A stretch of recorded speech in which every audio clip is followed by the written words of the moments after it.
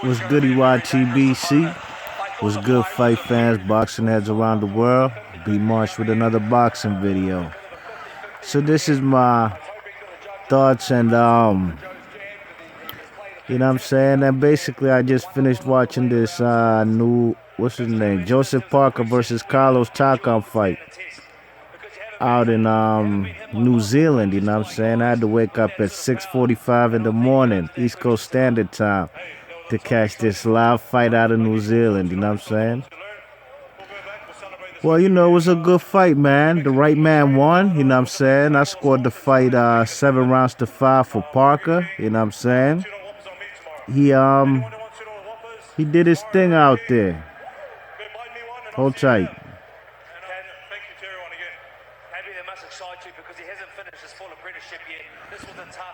Yeah, you know what I'm saying? I'm here listening to the post-fight interview, you know what I mean? So this is my post-fight review on the Takam and Parker fight, you know what I'm saying? Now the man Takam, you check it, he came out there doing this thing in the first round, you know what I'm saying? He was showing he was the more aggressive guy, stalking, you know what I'm saying, cutting off the ring. And the man Tony Parker, Joseph Parker, he showed he was vulnerable and he showed he was very hittable, you know what I'm saying? And that was basically the theme of the night, you know what I'm saying?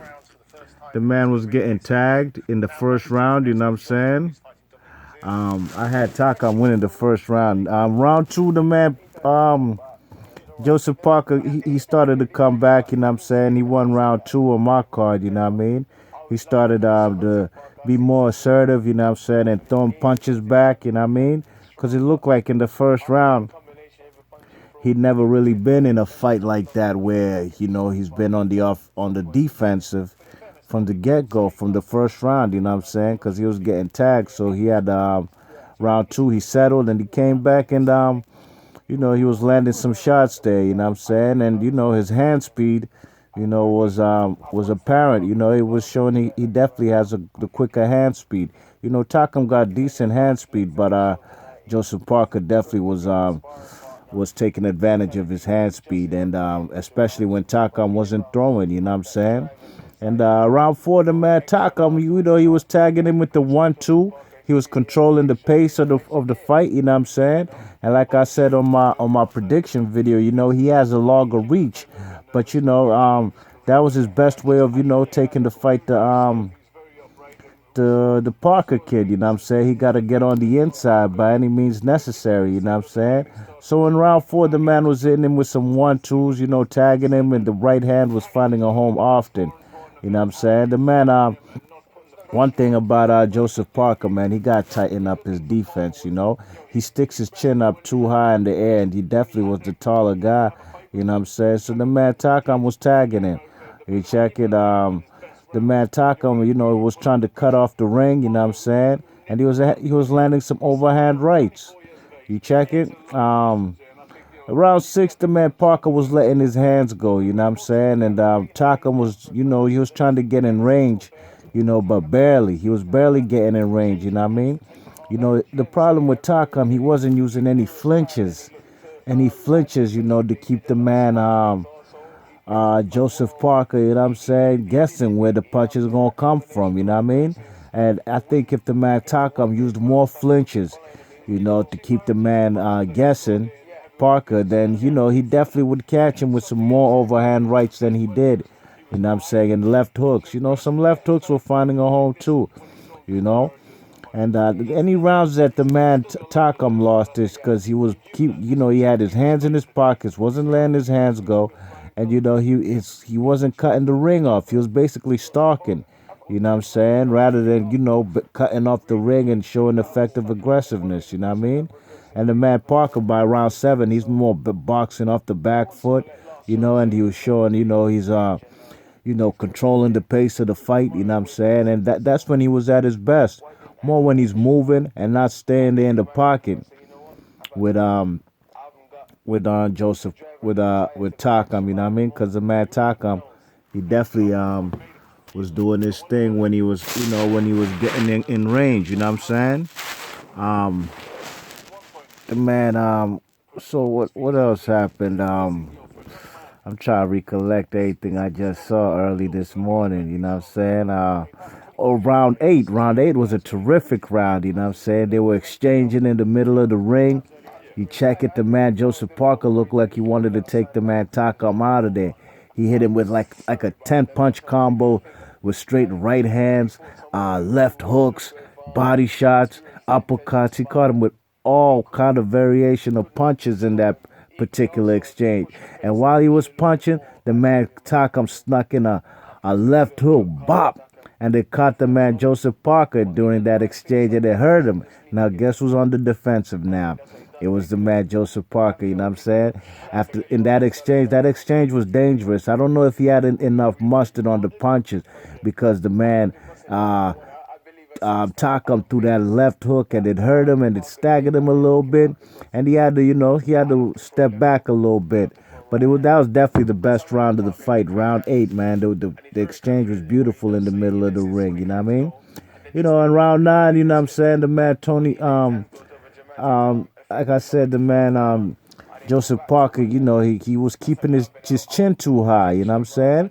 And that's how he was getting caught. The same way he got caught in round eight with that counter left hook in that exchange, you know what I'm saying? And Takam was basically landing whatever he wanted by the ninth round, you know what I'm saying? More shots to the body, you know what I'm saying? Now he's stalking him, now he's cutting off the ring, he's catching up to him, he's getting within range, you know what I'm saying? Round 10 and 11, both fighters ain't do too much, you know what I'm saying?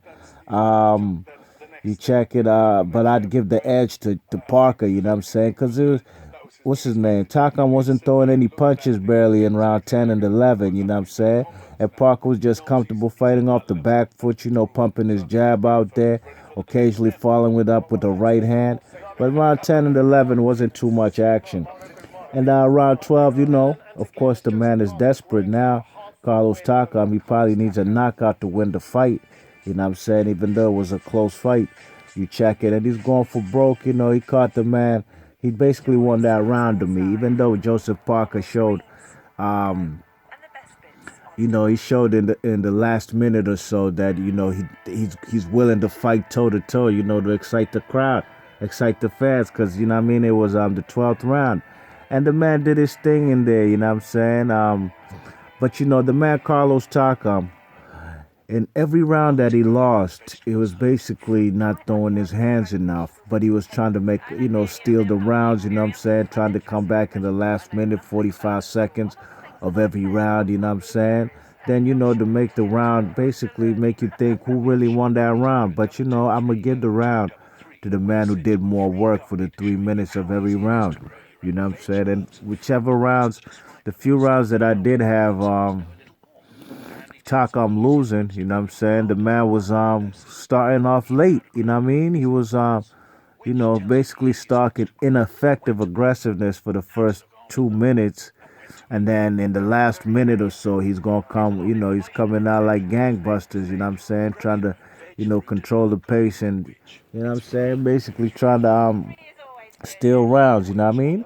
So this was a good fight, ladies and gents. I enjoyed it. I'm glad I woke up in the morning to catch this fight from New Zealand. You know what I'm saying? And I think the right man won. You know what I'm saying? The scorecards was a unanimous decision. All three judges, two judges had it 116, 112, and one judge had it the way I did, 115, 113. So, you can't be mad at those scorecards. Joseph Parker, he came through in the toughest fight of his career, you know what I'm saying? And he fought a KG veteran, you know what I'm saying? A guy who's fought plenty of good top 10 fighters in the heavyweight division, you know what I mean? So where does Parker go from here? This was an IBF Eliminator. You check it. So I'm assuming he's gonna fight Kubra Pulev. You know what I mean? Because that fight between Kubra Pulev and Derek Chisora about 2 weeks ago was an IBF Eliminator as well. You know what I mean? So I'm assuming Kubra Pulev and Joseph Parker gonna meet, and the winner of that Parker and Kubra fight gonna fight with Anthony Joshua. You know what I'm saying? So yeah, that's my post-fight review of this fight. Carlos Takam versus Joseph Parker, IBF Eliminator out of New Zealand. And congrats to to Joseph Parker, you know what I'm saying, for a big victory. You know, in my prediction, I had him winning, but, you know, I thought it would be probably a split decision. But, you know, nobody's blind, you know what I'm saying. Even if you're blind, you could definitely see that this fight was a close fight, but the right man won, unanimous decision. All right, y'all, that's my video. Let me know your thoughts and comments in the comments section. You know what I'm saying? Let me know what you thought about the fight. Did the right man win? What do you think about Parker's trajectory here from here on? And let me know how you think Carlos Takam did. All right, if you liked the video, hit that thumbs up. And please subscribe. B Marsh Boxing. Thanks for listening. One.